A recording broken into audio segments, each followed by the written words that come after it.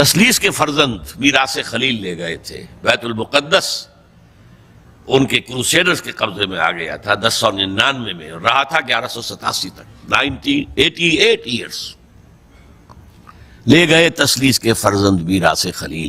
تو میراث موسوی جو تھی وہ منتقل ہو گئی محمد رسول اللہ صلی اللہ علیہ وسلم اور آپ کی امت کو، ان کا قبلہ کینسل، یہ قبلہ آ گیا۔ تو سب سے زیادہ دکھ تو انہیں تھا۔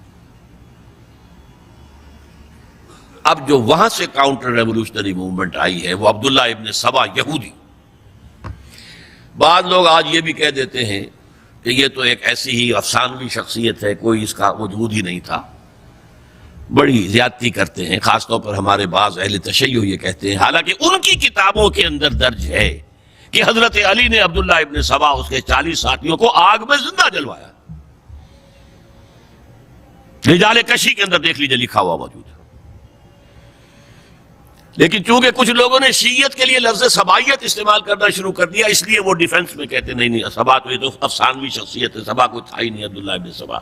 نہیں، عبداللہ ابن سبا ایک شخص تھا یہودی، وہ اسلام کا لبادہ اوڑھ کر آ گیا دارالاسلام میں، حضرت عثمان رضی اللہ تعالیٰ عنہ کا عہد۔ اور ایک مغالطہ میں چاہتا ہوں کہ ان دی فرسٹ انسٹنس دفع کر دوں، عام طور پر اتنی غلط طریقے سے تاریخ بیان ہوئی ہے کہ حضرت عثمان کے عہد خلافت کو سمجھتے ہیں پورا کا پورا عہد خلافت غالباً فتنوں ہی کے اندر تھا اور اختلافات ہی تھے اور خانہ جنگ۔ معاذ اللہ، ایسا نہیں تھا۔ طویل ترین دور جو ہے دور خلافت حضرت عثمان کا ہے، 12 سال، حضرت ابوبکر کے 2.5 سال، حضرت عمر کے 10 سال، دونوں کو جمع کریں گے تو عثمان کا، اور اس میں 10 سال بالکل اسی شان کے ہیں جو حضرت عمر کے خلافت کی شان ہے، کوئی اختلاف نہیں، اور فتوحات کا دائرہ بڑھتا چلا جا رہا ہے، تھمتا نہ تھا کسی سے سیل رواں ہمارا۔ اس کے آخری ایام میں یہ شخص آیا اور اس نے ایک تو یہ کیا کہ پرانی جو قبائلی عصبیت تھی اس کو زندہ کیا۔ خلافت تو بنو ہاشم کا حق ہے، محمد ہاشمی تھے صلی اللہ علیہ وسلم، ہاؤ کم یہ ایک بنو امیہ کا شخص کیسے بیٹھا ہے؟ دیکھیے اس شخص نے کتنا انتظار کیا۔ حضرت ابوبکر بنو امیہ میں سے نہیں تھے، لہذا یہ فتنہ اس کے خلاف نہیں ہو سکتا تھا، کیونکہ چشمک جو تھی وہ بنو امیہ اور بنو ہاشم کی تھی، بڑی پرانی تھی، یہ بڑے برابر کے یہ دو کلینز جو تھے مد مقابل تھے ایک دوسرے کے، باقی چھوٹے قبیلے تھے، بنو تیم ہے، بنو عدی ہے، لیکن مقابلہ تھا بنو امیہ اور بنو ہاشم کا۔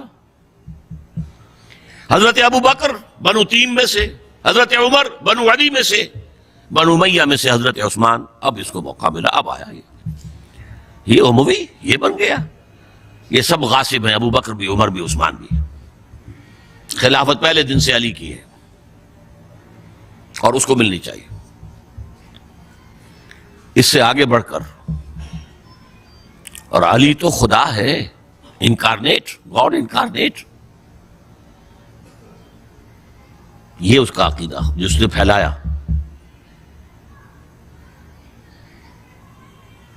یوں سمجھئے ایک شخص نے حضرت عیسیٰ کے دین کو زیرو کر دیا تھا۔ لوگ مانتے نہیں کہ ایک شخص اتنا کچھ کر سکتا ہے۔ یہودی اور سازشی ذہن، ان کی صلاحیت اور ذہانت، ایک شخص تھا پال، حضرت عیسیٰ کو خدا کا بیٹا بنانے والا، وہ توحید ختم، تثلیث آ گئی،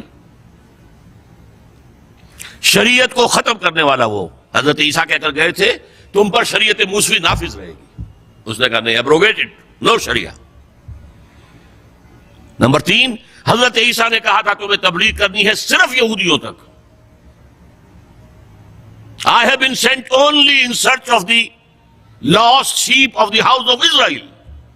میں صرف اسرائیل کے گھرانے کی کھوئی ہوئی بھیڑوں کی تلاش میں آیا ہوں، تمہیں باہر تبلیغ نہیں کرنی۔ اس نے تبلیغ کا دائرہ وسیع کیا۔ وہ دین مسیحیت ختم، وہ دین پالزم ہے جو چلا ہے اس کے بعد، سمجھ رہے اس بات کو؟ اور یہ ڈاکٹر مائیکل ہارٹ نے بالکل صحیح لکھا ہے کہ کرسچینٹی جب تک حضرت مسیح موجود تھے وہ سوائے ایک یہودیوں کے فرقے کے اس کی کوئی اور حیثیت نہیں تھی، لیکن پال نے اسے ایک انڈیپینڈنٹ دین بنایا. ایک شخص کی کارروائی ہے یہ ساری، اور آج پوری دنیا، پوری عیسائی دنیا اسی پر ہے، تسلیس پر بھی، اور شریعت ختم، اور دعوت جو ہے کرتے پھر رہے ہیں پوری دنیا کے اندر. اسی طرح اس نے کیا، قبائلی عصبیت کو چھیڑا اور حضرت علی کا مبالغہ کیا یہ خدا ہے، اوتار، گاڈ انکارنیٹ. تیسرا کام کیا کیا کہ حضرت عثمان رضی اللہ تعالی عنہ اور ان کے جو عاملین تھے، گورنر کوفے کا ہے، گورنر شام میں دمشق میں ہے، گورنر مصر میں ہے، ان کے خلاف پروپیگنڈا شروع کیا. یہ بیت المال میں خیانت کر رہے ہیں، یہ غبن کر رہے ہیں، یہ اپنے عزیزوں کو جو ہے پال رہے ہیں، ان کو دے رہے ہیں، وہ اقربا پروری کر رہے ہیں، اور یہ کر رہے ہیں. اور ٹیکنیک کیسی عجیب، کوفے میں کوفے کے گورنر کے خلاف بات نہیں کریں گے، دمشق اور مصر کے گورنر کے خلاف بات کریں گے. اب کہاں دنیا کے پاس ذرائع تھے کہ کوئی ویریفائی کرے بھائی یہ بات صحیح ہے کہ نہیں ہے، غلط ہے، نہ کوئی ذرائع رسل و رسائل ہیں. اور اگر آپ کوفے میں کھڑے ہو کر عثمان نے یہ کر دیا، عثمان نے یہ کر دیا، عثمان نے یہ کر دیا، یہ کر دیا، اب کون اس کو جو ہے اس کی تحقیق کر سکے گا؟ دمشق میں گئے ہیں تو دمشق کے گورنر کے خلاف کچھ نہیں، عثمان کے خلاف، اور کوفے کے گورنر کے خلاف، اور مصر کے گورنر کے خلاف. مصر میں گئے ہیں تو اس کے خلاف کچھ نہیں، دمشق اور کوفے کے گورنر کے خلاف اور عثمان کے خلاف. اور پھر ہر طرف سے بلوائیوں کو لا کر گھیراؤ کر لیا حضرت عثمان کے گھر کا. یہ تحریک ہے جو بہت زبردست کامیابی سے ہمکنار ہوئی. یہودی سازش. اب تمام صحابہ کہہ رہے ہیں حضرت عثمان سے کہ آپ ہمیں موقع دیں کہ ہم ان کا سر کچل دیں. آپ فرماتے نہیں، یہ مجھ پر الزام لگا رہے ہیں نا، میں وضاحت کرتا ہوں. اپنے گھر کی چھت کے اوپر کھڑے ہو کر آپ نے کہا دیکھو یہ میں نے نہیں کیا، یہ میں نے نہیں کیا، میرے یہ احسانات بھول گئے ہو. حضرت علی نے مسجد نبوی میں کھڑے ہو کر جتنے الزامات لگائے تھے ان سب کی طرف سے برات کا معاملہ کیا کہ جھوٹ کہہ رہے ہو تم، عثمان پر کوئی غلطی جو ہے، کوئی خیانت ثابت نہیں. لیکن جنگ کی اجازت حضرت عثمان نہیں دے رہے. یہ میرے خون کے پیاسے ہیں نا، جب تک قتل نہیں کر لیتے جرم کہاں ہے؟ جب قتل کر لیں گے تم قصاص دے لینا. لیکن میں کسی کلمہ گو کی جان نہیں لینا چاہتا، صرف اپنی جان کے تحفظ میں. یہ ہے عزیمت کا پہاڑ. لوگ کہتے ہیں کمزور تھے، جان بچانے کے لیے تو آدمی پتہ نہیں کیا کچھ کر بیٹھتا، اور طاقت ہو تو طاقت کو کیسے استعمال کرے گا. حضرت امیر معاویہ کی طرف سے پیغام پر پیغام آ رہے ہیں کہ اب ہمیں اجازت دیں میں فوجیں بھیجوں اور ان کا قلع کما کر دیا جائے. حضرت عمرو بن العاص کا پیغام آ رہا ہے مصر سے، اب ہمیں اجازت دیں. طلحہ، زبیر، علی اجازت مانگ رہے ہیں مدینے کے اندر، آپ اجازت دیں کہ ہم جنگ کریں ان سے. نہیں.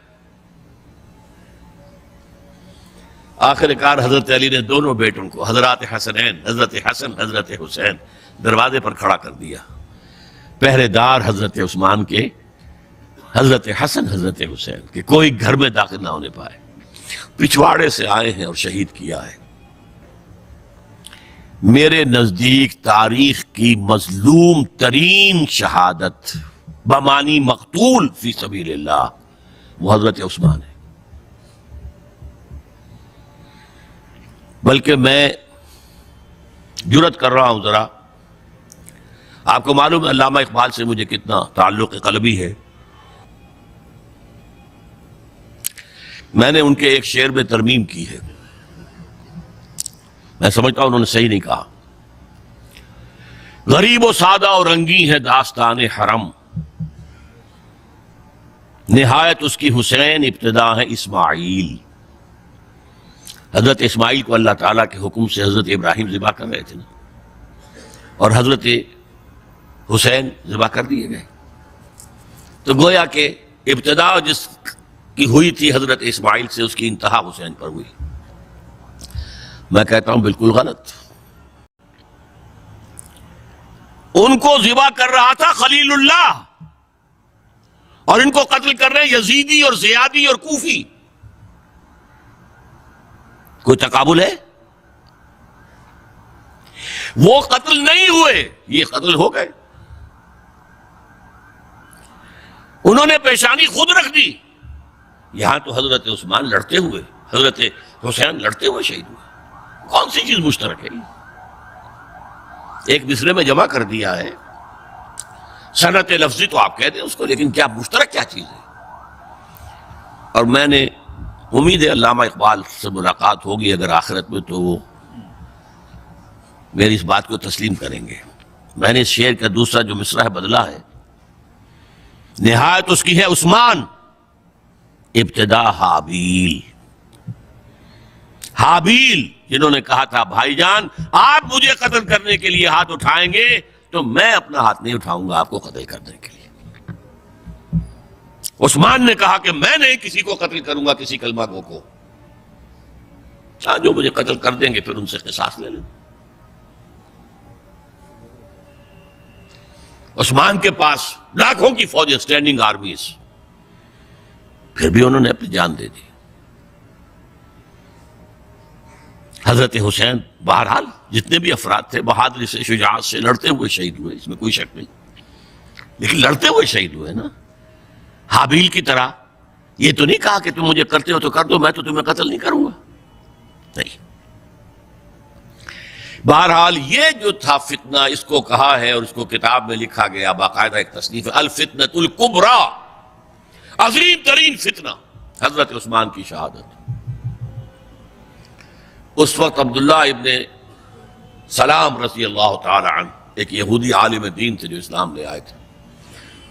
انہوں نے کہا تھا لوگوں ڈرو، عثمان کے خون کا نہ بہانا. میں جانتا ہوں تاریخ بنی اسرائیل کی، اگر کبھی کوئی نبی جو ہے اگر شہید کیا گیا تو 70,000 آدمی اس کے بعد مارے گئے اللہ تعالی کی طرف سے. اور نبی کا اگر کوئی خلیفہ قتل کیا گیا تو 35,000 آدمی مارا گیا ہے. تو اگر تم نے عثمان کو قتل کر دیا تو یہ خون کے دریا جو ہیں پھر آ جائیں گے امت کے اندر. باز آ جاؤ، خدا کے لیے باز آ جاؤ. لیکن نہیں. بہرحال حضرت علی رضی اللہ تعالی عنہ نے بلایا عبداللہ ابن سبا کو اپنے ہاں. تم کہتے ہو کہ میں خدا ہوں؟ ہاں آپ خدا ہیں. توبہ کرتے ہو کہ نہیں؟ نہیں. میں تمہیں زندہ جلا دوں گا. جلا دو. تم خدا ہو، ہماری آزمائش کر رہے ہو. حضرت علی نے عبداللہ ابن سبا کو 40 ساتھیوں سمیت زندہ جلوایا.